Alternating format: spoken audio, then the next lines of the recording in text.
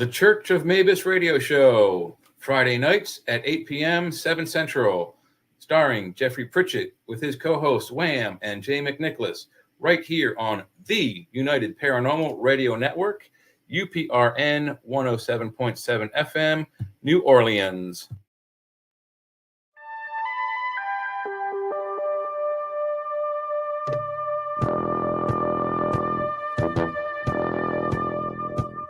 Tune in to UFO Undercover, Wednesdays at 8 p.m. Eastern, with your host, Joe Montaldo, right here on the Paranormal Radio Network.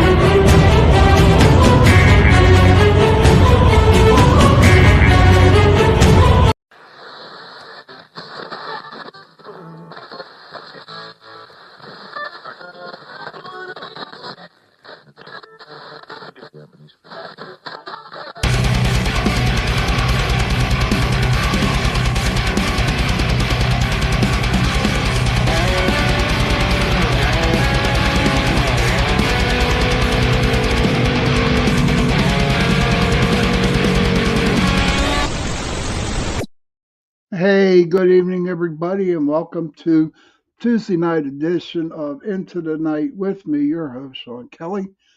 Mr. Wojo, good to see you, my brother. Happy birthday to you. Happy birthday, my friend. But I want to welcome you to UPRN Talk Radio, 105.3 Mississippi, 107.7 New Orleans. We're going to have a good show tonight. Because I like Christmas carols. And all the Christmas carols that we grew up and we sang, we were happy about it. And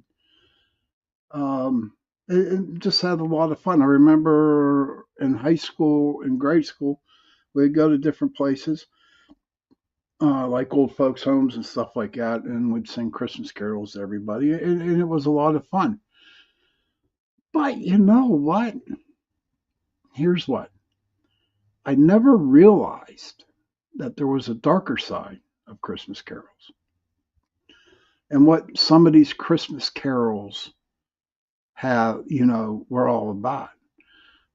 So I did a little bit of research, and I came up with some.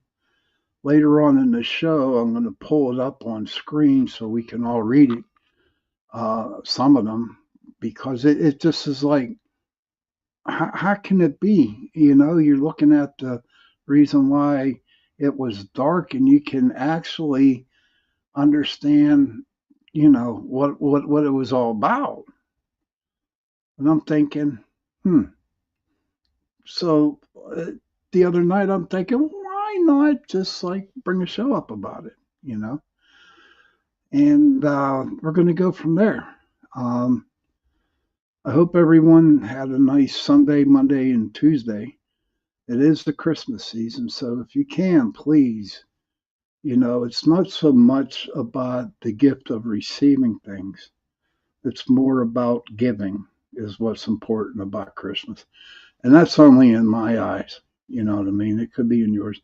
But I'd rather give than receive because, material things just don't cut it for me. They just don't.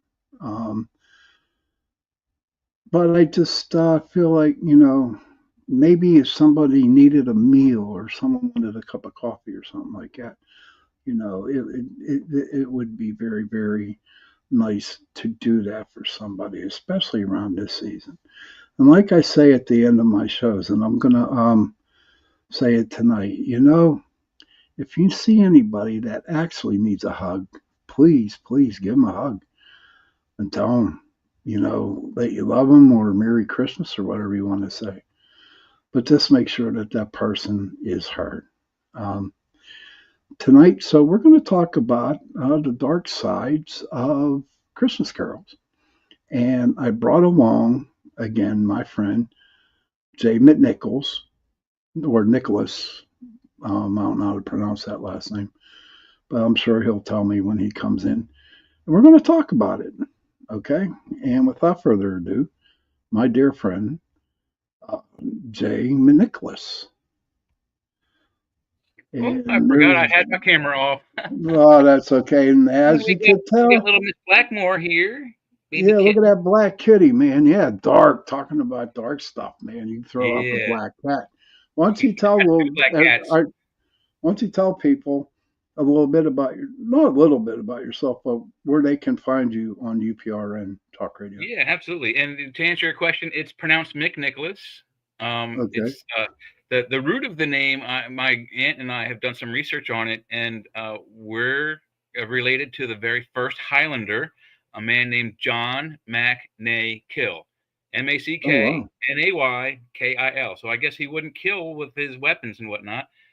So he sounds like a nice man, but that's the root name of the clan. MacNay-Kill is the modern name of it, and it's spelled weird because it's Northern Ireland, Scotland.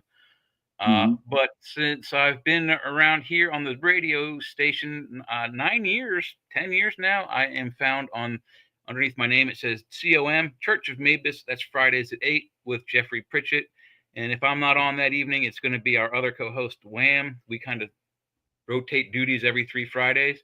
Right after that, Sean and I can be found with Joe Montaldo and Michael Angley and Leah Dunbar and sometimes Sean Hazlitt on News on the Flip Side, where we talk all kinds of cool stuff, including food.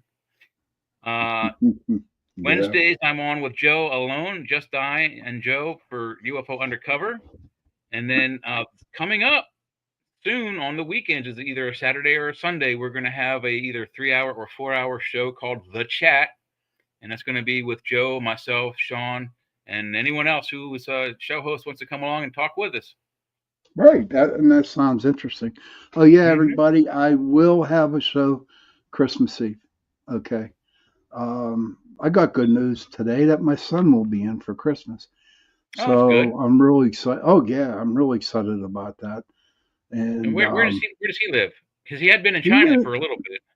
Yeah, he was in China for a couple of weeks, but he lives out in Indianapolis, Indiana. Oh, on the Speedway. And what he does for his job. Hey, Jenny, good to see you, hon. Hello. That's Jenny Nicasio, my best friend in the whole wide world, who I adore so much. She's just, my heart bumps up and down like this whenever I see her name pop into the chat room. But she's laughing. But no, he's coming in. He's the only way I can explain it to you what he does. Okay, say like you build. You're welcome, Jen. Say like you want to make something. All right, you want to build a sheep. Okay, so you need a specific gene for the sheep. Okay, well, you call his company. And his company will make the gene for you so you can make your sheep. Hey, Squats, man, good to see you. Yeah, it's like really deep what he does, man. I mean, it's like totally insane. Totally insane what he does. But he's coming home for Christmas. I'm excited about it. But I am definitely going to have a show Christmas Eve for the people who don't have nothing to do or have no parties attending. It's going to be a nice one. Cool. I'm going to start a tradition, hopefully for as long as I'm on the radio for Christmas Eve.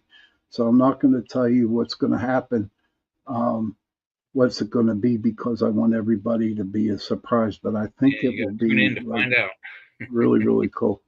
So, Jay, let's get into the shows about the dark side of Christmas carols here. Okay. But I'm going to throw this question out to all the people in the chat room or whoever is listening to my show. And I would like people to guess what is the most hated Christmas song out there today, as of today, the most hated one. But we'll leave it at that. There's two of them. Then later on, I'll go to the most depressing ones.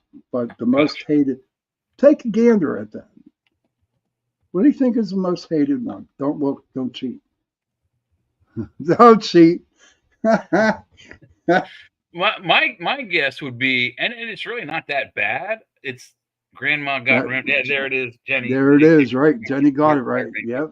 It's actually kind of funny. You got it, Jenny. That's one. And there's one more, and it's gonna blow you away. Is it the one?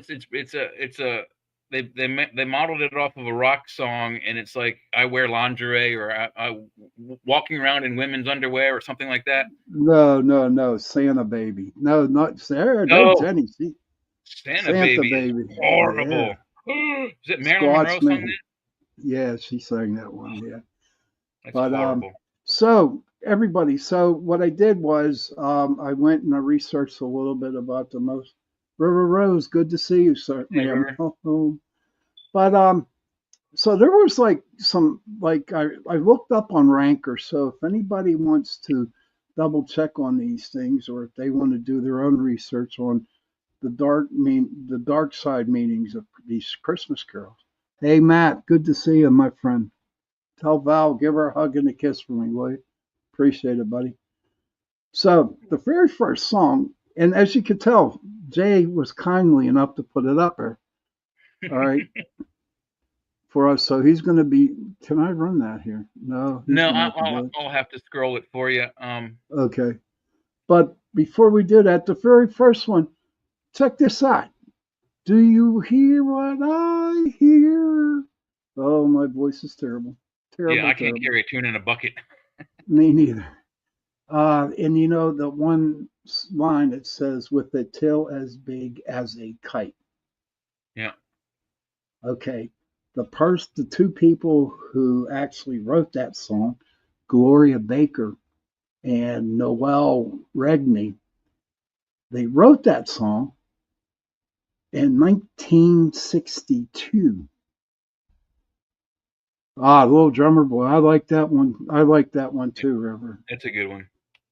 But they wrote that song, Do You Hear What I Hear, back in 1962. And why they wrote that song was they were afraid that they were going to get blown up by missiles, because that was going on with the Cuban Missile Crisis back then. And they wrote that song. And the original part of it was, this lamb pointing to the star, to the where they're going to find Jesus and stuff like that. And there's Jay cheating, of course. But think about it though. You write a carol, and it's about the Cuban Missile Crisis on the dark side. Yeah, I would have never known that. I thought that song was way older than that. 1700s, 1800s. No, 1962. Wow. That was written. Okay. But think about it. Yeah, so me and this other person sat down here and wrote this, Christmas song about the Cuban Missile Crisis, dude. Well, what's your thing on that? What do you think of that? Well, like I said, I mean, the way it was written, it sounds really old timey. It's a good song, but yeah, I would have guessed 1900s, 1888, somewhere back then, and Victorian times maybe, to have it mirror the October of 1962 when the Cuban Missile Crisis was going on. How do you put fear of being blown up by the Russians into a Christmas song? They did it. That's insane. And it's funny. So everybody, I went to Ranker. I Googled the list from Ranker, and I was blown away, because that's the very first one that I saw. And I was like, yeah, that's freaking crazy, dude. That's freaking crazy. So it's like, wow. So, anybody else out there in the chat room tonight? What do they think? I would like to hear your opinions on Do You Hear What I Hear, about written in 1962 about the Cuban Crisis Missile. I would like to hear your points of view on that one. Hey, Michelle, good to see you, hon. Now, Hey, here's a crazy one. White Christmas. The next one down. Mrs. Little Drummer Boy, it's not that the song you're talking. No, hon, not the Little Drummer Boy. We're talking about Do You Hear What I Hear? This guy, who his son was only 3 weeks old, he died on Christmas Day. Okay. And he just got so damn depressed that he wrote this song. Gosh. Yeah. And it just seemed to be. And then to have a baby pass on Christmas Day. Yeah, I mean, 3 weeks old. Irving Berlin was a Jewish man, so it wouldn't ruin the holiday for him, but it coincides around the same time as Hanukkah, so it's got to be, horrible to live through that year after year. Right. Now, you want to hear something crazy, too, about that, Jay?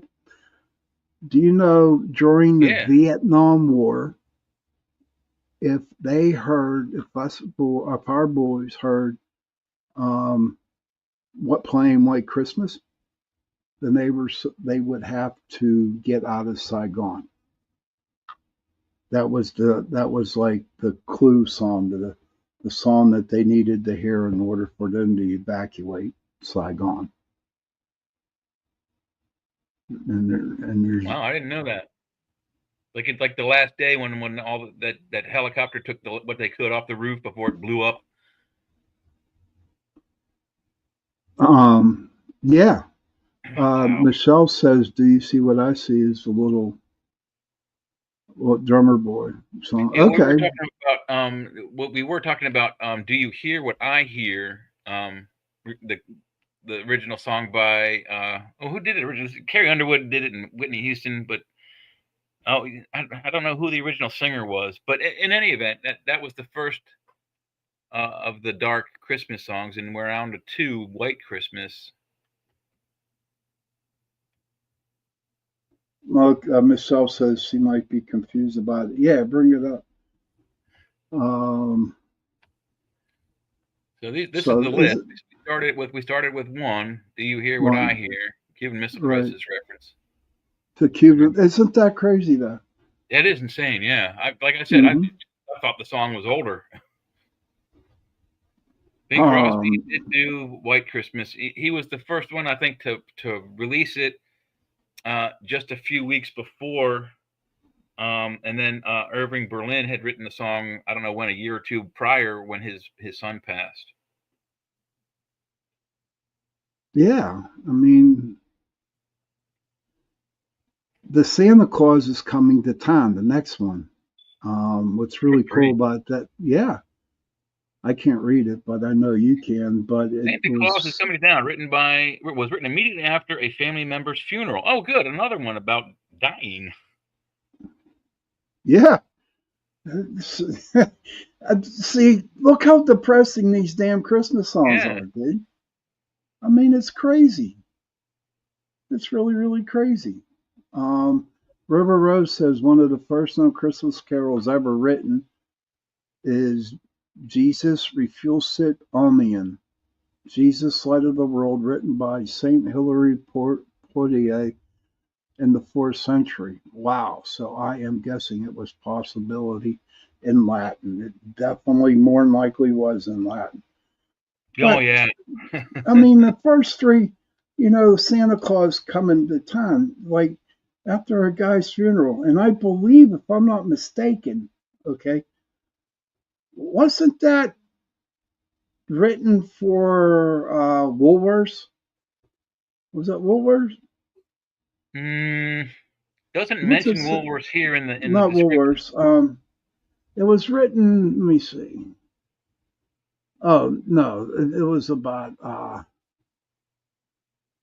No, it was written by. It was written in 1934 by Haven Gillespie. Gillespie, yes. Was asked to write a Christmas song, and he wrote it directly following his brother's death. Isn't that? Yeah, he'd actually gone from the funeral to the meeting to get for them to buy the song. Have him. Yeah. I mean, things must have. Much love to you too, Cindy Mitch. Michelle says, I will always have in the back of my head now when I hear the songs. Hey, yeah, I do now. I listen too. to Christmas Eddie music Cantor at was work the all the first one to time. make that a hit, and he is the father of Carrie Fisher. Yes. I didn't really look into, but go down to Oh Holy Night. Okay. All right. So number 4 was Hark the Herald Angels Sing. Yeah, I never did that 5 one. is Oh Holy Night. Yeah, check this out. Catholic Church, because it was Yeah, written it by was written by Placide Cappeau, wrote the poem in 1847 for a Christmas Mass. Wow. He asked Adolph Adams to write music for it because the dude who wrote the song said it would sound better with music. Yes. So this Adolph Adams, he wrote the music for it. And the French Catholic Church, they did like the song, but what was crazy is that the Cappian became a socialist and Adams was Jewish. Yeah. So the church banned the song because of the people's ethnicity. Yeah, I mean, it's just insane. I mean, roll the clock forward to, I don't know, the 80s, 90s. You remember the little purple dinosaur, Barney? Yeah.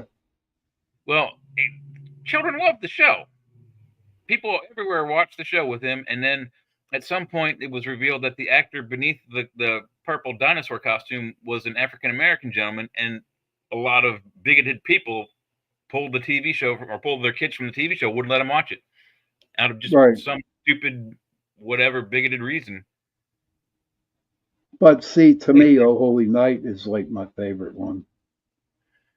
But yeah, that's a good one. Hey, Tim Vogel, good to see you, buddy. Barbara Hutton worker, tragic story. The 6th one is Have Yourself a Merry Little Christmas. Mm-hmm. Was originally depressing.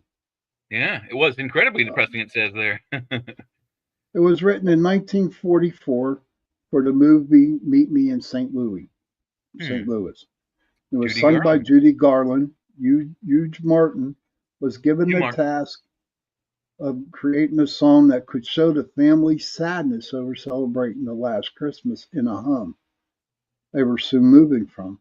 With lyrics like Have Yourself a Merry Little Christmas, It May Be Your Last. Wow. Martin did such a good job of writing a melancholy tune that Judy Garland, complained it was too depressing. The lyrics were changed, but one of the song's last line, as heard in the film, From Now On, We'll Have to Muddle Through Somehow, was later altered to Hang a Shining Star Upon the Highest Bough.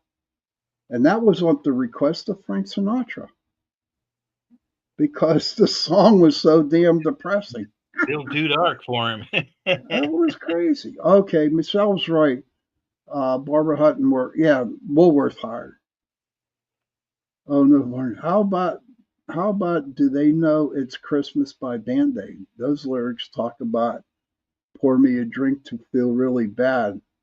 I find this song ironic. Why is that, hon?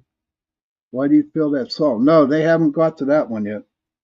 But Jay's moving around like really quick here. Well, we just finished 6, so I just queued up the next one. Now, here's a song, and I don't know. I never heard of it. Maybe I did. But the 7th on the list is called the Coventry Carol. I don't It's think I know about it. children being brutally murdered by a jealous king. Wow. And this is a Christmas carol. And the story centers around the biblical King Herod, who murdered of hundreds of children, hoping to kill the one who was supposed to become the Messiah. Yeah. Wow. It's believed to have taken from a play written sometime during the 16th century, but actual origins are unknown.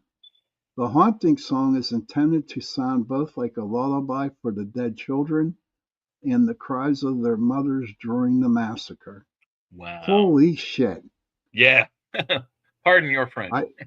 I never heard that song before in my That's life. pretty dark. I mean, that episode in Israel or Jerusalem, 1,000 years ago, whatever it was. I mean, what a terrible way to try to stop someone that you think is going to grow up to be the Messiah and take your power away by killing all the firstborn males of every family. That's the most drastic and evil thing you could ever do. Oh my God, yeah, and they made it into a Christmas carol. Yeah. What the hell? That's pretty damn dark. River Rose says King Harold killed a total of 144,000, 12,000 from all tribes of Israel. Yeah, it's sad, but how can you write something like that? How? How can you write something like that and make it as a Christmas carol? Do you Well, I think mean, you can bring it? if you Can write you if bring you that write a song song up? about that kind of thing, but people aren't, highly educated about those ancient stories, they may not make the connection. Right, that's true. Because no way in hell.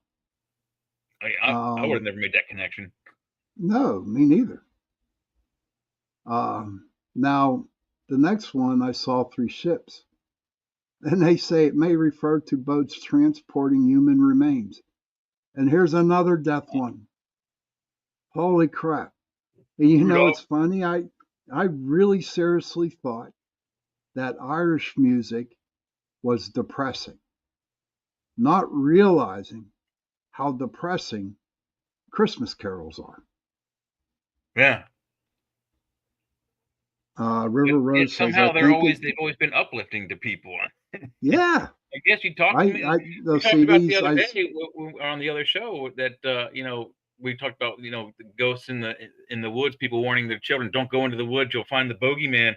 Well, my parents told us that. Our kids and all the kids in the neighborhood were like, we're going into the woods. We're going to find that boogeyman. Right. And I guess it's the same thing. Opposites do what you don't expect them to. So you sing a song of depression or hundreds of thousands of murdered children, and it has the opposite effect when you hear the song. That seems what's going on here. Yeah, no shit.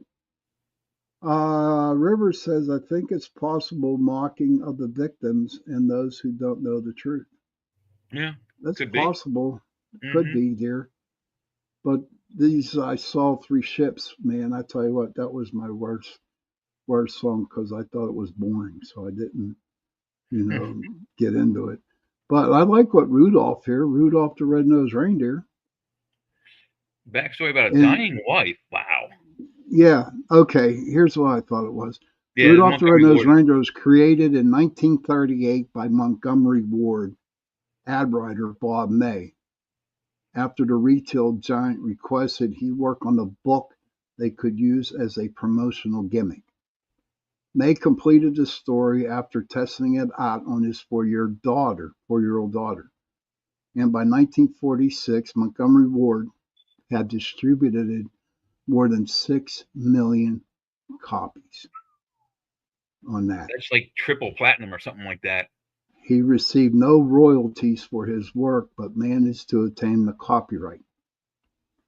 Yeah. His brother-in-law turned the book into a song, which was recorded by Gene Autry in 1949.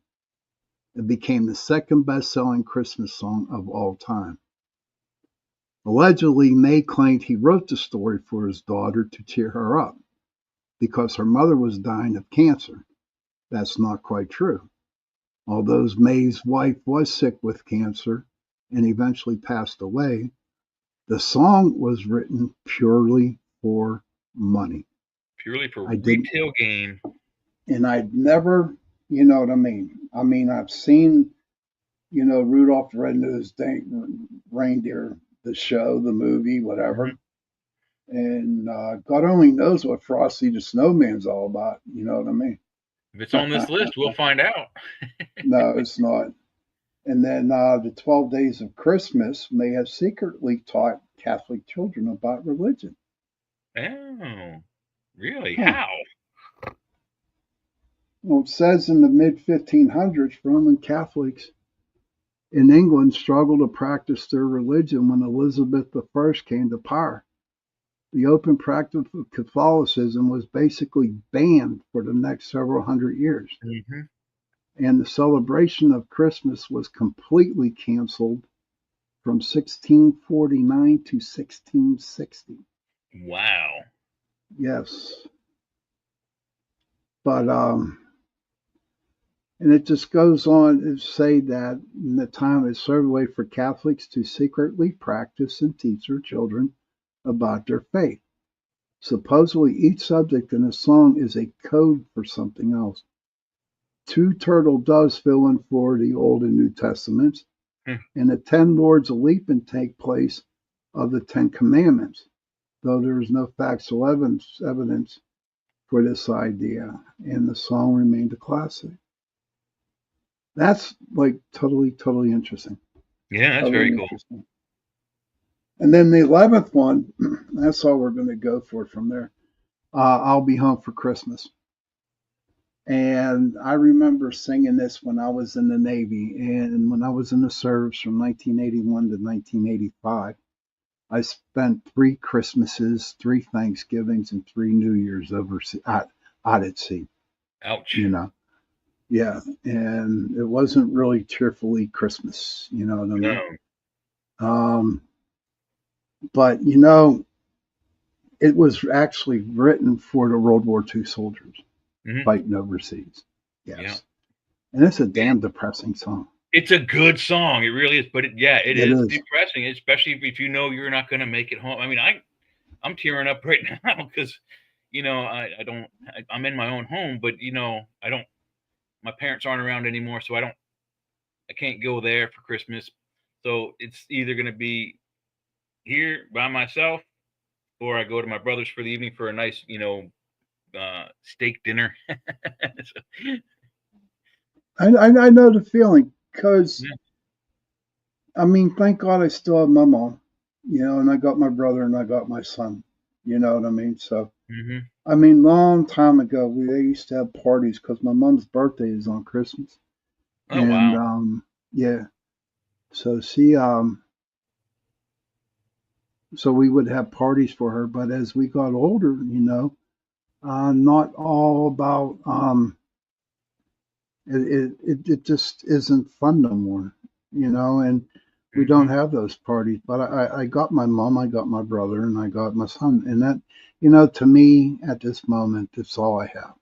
But you know, I have to tell people who listen to my show religiously, and all the people that I have in my chat room that come hear me on both of my shows, I mean, they're a blessing. They're like my family too, you know what I mean? So I know, and Jay should run with you because you have your shows. And with my shows, okay, I got my family here with me: Michelle, River, Heidi, Squatchman, Jenny, you know, like, so it seems like for me, I don't feel that loneliness no more. You know what I mean? Yeah, that's good. Around Christmas, because I got all my people here. You know, they say that family, you know, they say family is blood, right? But that's not all true, sir. You can take that down, dude. Oh, we're done with that. Yeah. Thank you. Stop screen. Boom, and it's off. But all I know is that I'm not lonely no more. I got all my people on my shows who listen to me, you know, and I got all my friends here on UPRN Talk Radio. I mean, And the subject of Even the show is kind of I mean it fits my life. And my parents died 9 years ago, 2 months apart. My father on Thanksgiving, and since then, the holidays aren't the same.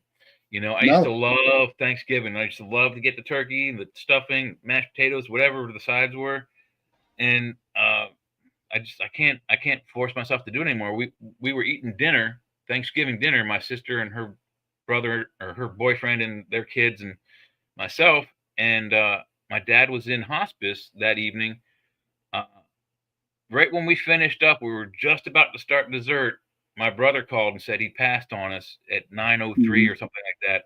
And all of hmm us were going to go the very next afternoon to go visit because we couldn't have Thanksgiving dinner with him. We didn't get that opportunity. We never got to see our mother or our father before they passed while they were in hospice or in the hospital. So well, that makes the holidays extremely dark for me. I mean, oh, of course Joe, it don't be will. a humbug. I'm not a humbug. I really still love the Christmas carols and the songs and the idea of giving and getting things, and but I can't force my heart into it anymore. River says there is blood family and there is soul family. I Hmm. hear you, Sean. So true. Yes, and Michelle, you, Heidi, everyone, you're my soul family. And Michelle says, I feel the same way, Sean. Great friends here. Yes, I do. You're like my family. But you have to realize one thing, and being in this business in the paranormal field for over 30 years, right? Oh Okay. God, it's 48 something years. Yeah. I mean, and it's not like um, your parents are gone. See, No. you have to realize this on me, Hmm. it's just a shell. It's a Just a shell. It's husk. only a Yeah. shell. When I die, my spirit leaves my body. And I guarantee it 100% that your mom and dad are hanging around whenever you're there. You know I what I know. mean? I guarantee it, Yeah, you know. I am 100% convinced. The little black fuzzy kitty I showed you when I Yeah. was in college in Savannah in the 90s, one of my friends, his girlfriend found a baby kitten, long-haired, fluffy black cat in a dumpster behind a McDonald's, and they pulled her out of like a McDonald's bag. She was chewing on, Big Macs and French fries and whatnot, and they couldn't keep her, so they asked if I wanted her. So they brought her over, and I said, "Yeah, I'll take her." Became my best friend. The cat lived 20 years, and her name was Blackmore, slack ass, always underfoot. I gave her the first name. My roommates and friends gave her the other names because she wasn't she didn't run around. She wasn't a hyperactive kitty cat. She always liked to sit on your lap. But then when you got up to go, she would do that figure 8 deal through your feet, and you almost always fall over. Well, Right. she passed 20 years later when I moved up here to Maryland. Well, I'm in Pennsylvania now, but when I moved up to Maryland, she passed away. And while I was deciding, at whether to have my cat put down humanely or let her live a few more weeks or months with whatever was ailing her painfully and die painfully, I was like, yeah. One of the guys came up and said, "Hey, we have a cat we can't, nobody wants." I'm like, "What does it look like?" "Oh, it's a kitten, long black hair, green eyes, and it's a female." And I'm like, "Well, I'm right now contemplating killing my cat right now because she's very, very sick. Let me think about it." So I made the decision. I said, "Okay, I'll take your cat, but give me a week because my cat's going to go in, euthanized tomorrow, and then I'll need a week." So I euthanized the cat the very next day. Week went by. I went to the restaurant to meet the waiter and his mom who had the cat, and I said, "Whenever she comes, I'm here." And I had dinner. Their father, the boy's father, and his mom's husband, whatever, he drives up with this big, huge, I mean, like Ford F-350. I mean, it was an enormous truck, and the window's up, and I see the black cat in his, like, he's holding it in his arm, and as soon as he stopped, the cat looked out and saw me and went "Hur!" and nose smacked the window trying to get to me hmm because I Right. don't know how it, but it immediately recognized me. They hmm handed it to me and they're like, oh, just started like loving on me and everything. I paid my bill. I thanked them very much because I didn't want to have the cat in the restaurant very long. So ran through the restaurant with the cat into my car, took her home, and I had another cat at the time who was very friendly together with her. I put her down. They greeted each other. They didn't hiss. You knew two new animals that have never met will almost always, Right. none of that. They touched noses like they were, Eskimo kisses, and then she ran beeline straight for where the food was. A cat that you bring into your house has never been there before, doesn't know where the food is. They'll walk around sniffing until they find the food. This cat went right for it, started gobbling, drank some water, and then sat down where her previous body always used to like sitting. And me and the other cat are going, holy shit. I guarantee you she was reborn or resurrected into that new kitten body because for whatever reason our time together wasn't up. And so I had that cat for 15 years, and she just passed away earlier this year. And my girlfriend got me this baby kitten who's not the same soul, but the body is the same, looks the same. Wow. Yeah. So what kind of Christmas traditions do you have? Did you have any Christmas traditions? And before you answer that, anybody out there in the chat room? The only thing we really did was the normal stuff, like, building the tree and that kind of thing.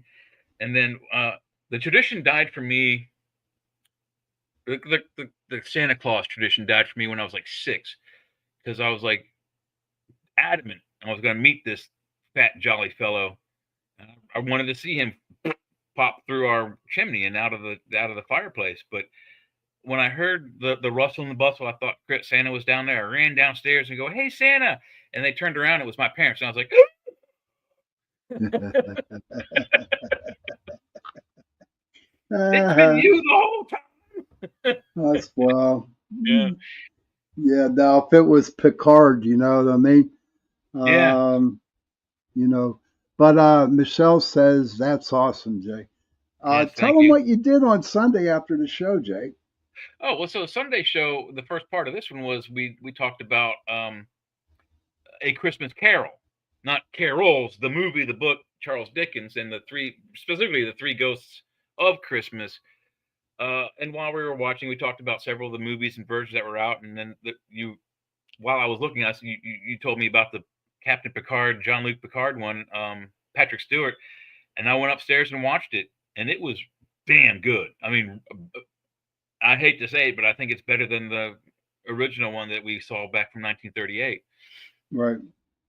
And so I just wanted everybody to know that Jay actually took my advice and he went and watched the show. That's just pretty cool. Another one of my favorite actors. Traditions. Joel Grey. Do you remember the actor, the dancer singer Joel Grey? Yeah. Yeah.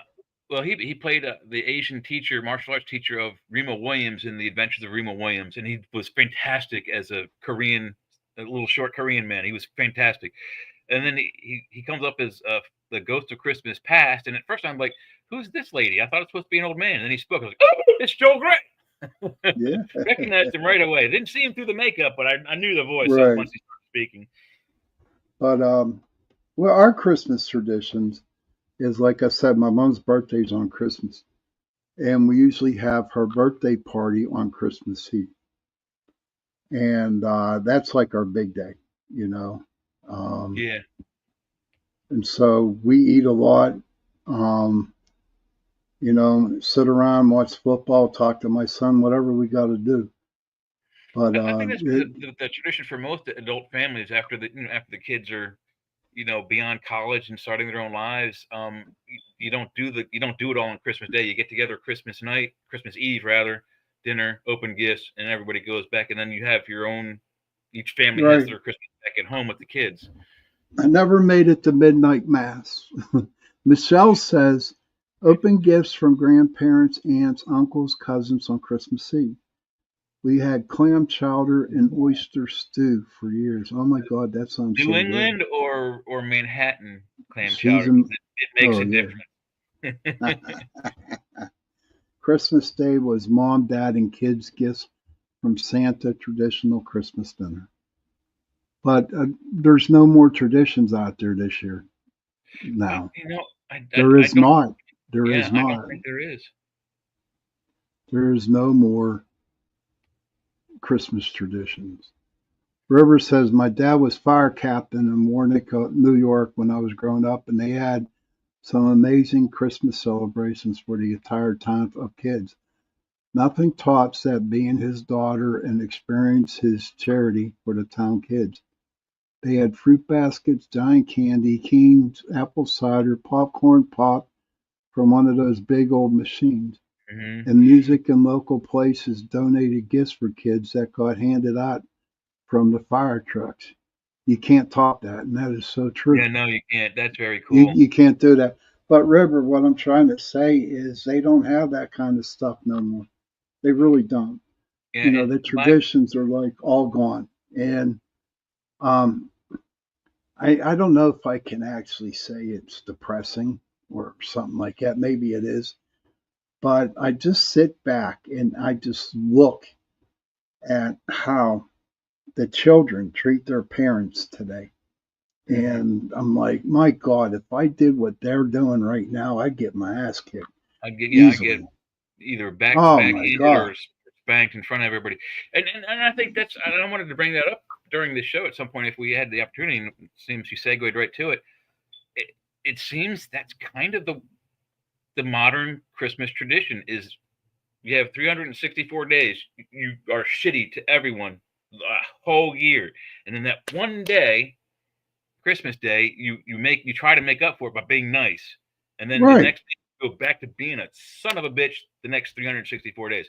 I think that's, and I hope that's not true, but it just having been on the radio and just seeing all how things happen around the world, it seems that's the tradition now. Is you just be a bastard all year round until Christmas, and then Yeah. you make up for it by here's a Christmas gift. Hope I didn't bother you too much. Michelle says it was New England clam chowder. But That is yeah, the best kind. but you know what? Oh, but And she then, did and then, also say the Charlie Brown thing. I wanted to say also, when I was born, my mom thought I was Charlie Brown because you're bald when you're born, and I've kind of picked up the Charlie Brown cue since then. So, so I yeah, I can relate with see Charlie that. Brown very well. And the very first Charlie Brown, I think it's the Charlie Brown Christmas of the one of the first movies was '66 or '69. So I was born around the same time as Charlie Brown. Oh my God, you're that old. Yes, I'm only 4 years younger than you, man. But you know, I just can't. I just sit back and I just watch these children and how the parents allow them to get away with it. And what's really, really sad is the kids treat their parents like crap. You know what I Hmm. mean? And if they don't get what the They're so oblivious to their parents. They're walking around with their parents. They're following their parents in their yeah, phone, I was just gonna say dog that. food store Yeah, and whatever. and they don't. There's no communication with the children and the parents. And then if they don't get what they want for Christmas, then they're like spoiled little brats. Did, And it's just not right. I mean, are be you familiar with the grateful. Harry Potter series? Oh God, no, dude. You know I'm not into that. Well, God. okay, so just it's kind of it's a little spoiler if you haven't seen the movies, but there's a scene where the main character, his cousin, whom he lives with when he's not at the wizard school, is having a birthday, and at the end of or while he's talking to his father about the gifts, his father says, "I got you 37 gifts," and the kid says, "Well, I had 38 last year," and the father says, "Well, some of them are bigger than last year," and the kid says, "I don't care." So the mother goes, "Well, don't worry, we'll go out today. Right now, we'll buy you two more." That's how the kids are treating their parents these days. I mean, it's Yes, atrocious. it really is. So hopefully this year it'll be a different story. I really do. But we're Hmm. getting close to the ending here, Jay. I want Yeah, to thank you for the last couple days helping me out. The no last problem. couple shows, I truly appreciate it. River I'm says good. it's like the heart and soul is gone from this time of the year. It's missing the innocence and the true meaning of giving love and cheer to everyone. God Very, bless you, very well River, and said, and very, very very, very depressing well said. fact that that is happening. Yeah. So hopefully this year we'll be making a change. But again, thank you for coming on the show with me, Jay, and helping me out the last two shows. You got it. Everybody who came into the show and listened tonight, thank you for being here. Thank you for your comments and what you put out there tonight. Children, if you can, please, um, Children, please go to your parents. Give them a hug and tell them that you love them. No matter And how much you might parents, dislike it or hate it, when they disappear, when they go away, when they pass away, and you haven't said that to them, you will feel horrible. Thank you, River. Thank you, River. Thank you. And parents, please go to your children, give them a hug, and tell them that you love them too.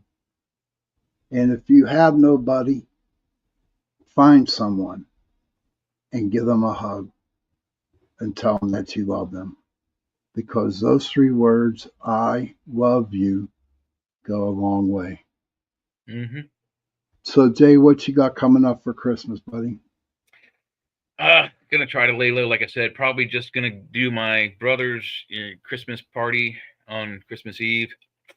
Nice steak dinner, couple of drinks, nice and mellow. So everybody, with that, good night, Sebastian. Further ado, everybody, good night, and I'll see you next Sunday. And please remember, I am going to have a show on Christmas Eve, so I hope to see everybody there. Good night and happy hunting.